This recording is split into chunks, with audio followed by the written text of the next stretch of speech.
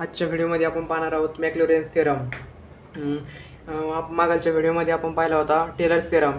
Taylor's theorem आणि मॅक्लॉरेन theorem same आहे, फक्त एवढा डिफरन्स आहे मॅक्लॉरेनमध्ये एफ डॅश ऑफ एच आपण काय घेतो, 0 घेतो फक्त, बस एफ ऑफ एच 0 घेतो इथं. तर आता आपण अगोदर फॉर्म्युला लिहून घेऊ.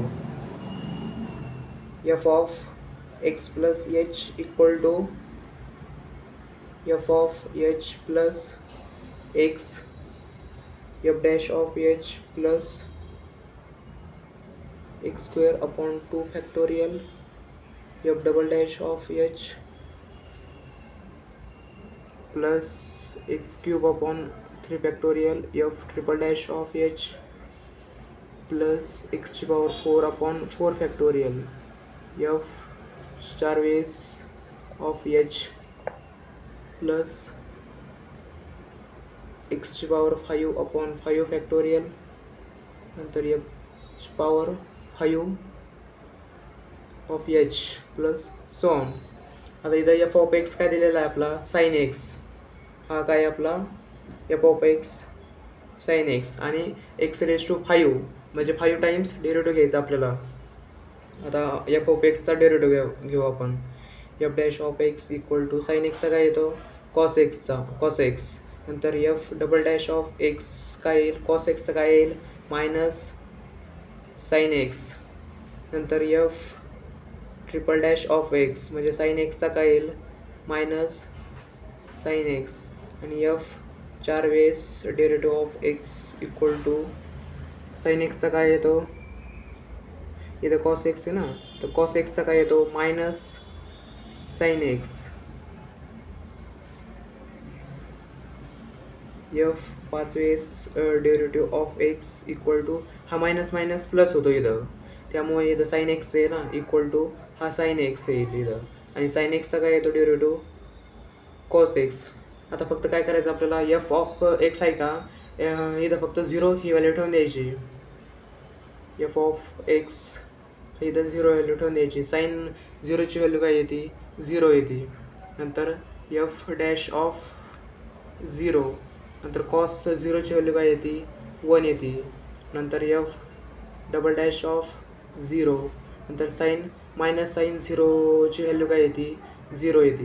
नंतर f ट्रिपल डॅश ऑफ 0, नंतर कॉस एक्सची व्हॅल्यू काय येते, मायनस कॉस एक्सची व्हॅल्यू मायनस 1, कारण की कॉस 0ची व्हॅल्यू 1 आणि पुढं मायनस आहे त्यामुळे मायनस 1.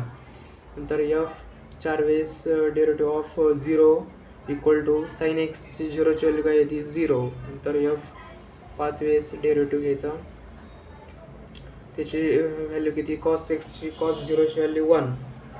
हे आलेलं आहे आपलं f dash of 0, f double dash of 0.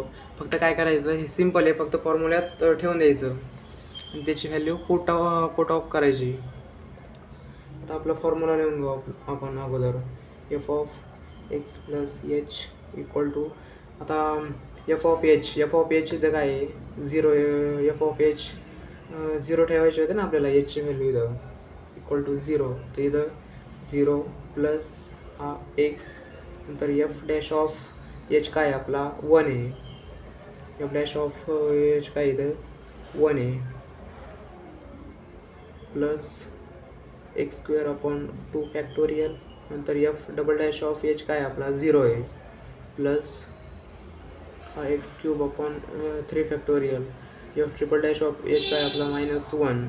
नंतर प्लस f 4 वेळेस डेरिव्हेटिव्ह आपला काय आहे, 0, एक्सची पॉवर 4 अपॉन 4 फॅक्टोरियल 0, प्लस एक्सची पॉवर 5 अपॉन 5 फॅक्टोरियल 5 वेळेस डेरिव्हेटिव्ह काय -1. तर याला आपण सिम्प्लिफाय करून घेऊ. तर 0 तर काही गरज नाही द्यायचा. आता f1 याला मल्टिप्लाय केलं तर इथं काय येईल, x येईल, प्लस 0 याला मल्टिप्लाय केलं तर इथं 0 येईल, त्यामुळे हा -1, हा -1.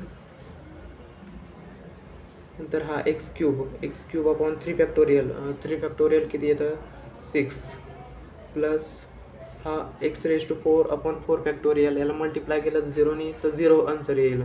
हा plus x raise to 5 upon 5 factorial, 5 factorial किती असतं, 120. हा 120 आपला 5 फॅक्टोरियल आहे. तर परत एकदा खाली लिहून घेऊ आपण आन्सरमध्ये. आलेला x minus x cube upon 6 plus x raise to 5 upon 120 आलेला आहे आपला आन्सर एक्स प्लस एच.